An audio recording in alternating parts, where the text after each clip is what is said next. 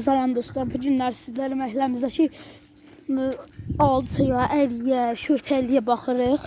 Birinci başlayaq ərlikdən. Baxın, bu da əriy ağacımız. Baxın, hər yerində var da dostlar. Baxın, ona baxın. Gözləyin dostlar, qoy qopardım, verin. Deyən görüm, hardan başlayaq dostlar? Hansı bir daldan başlayaq? Baxın dostlar. Dostlar, baxın. Balacadır. Gəlin dadına baxaq.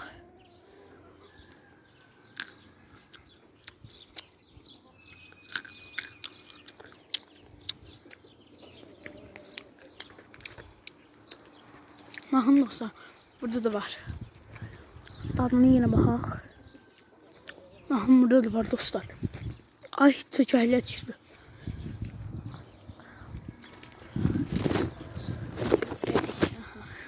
Baxın.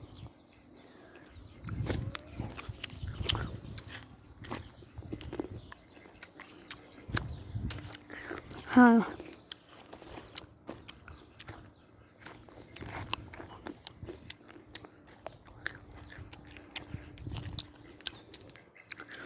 Gəlin bir də alçıya baxaq. Dostlar, burada görsənmə telefonu. Gözləyin, 3-4 dənə qopardıb gəlirəm.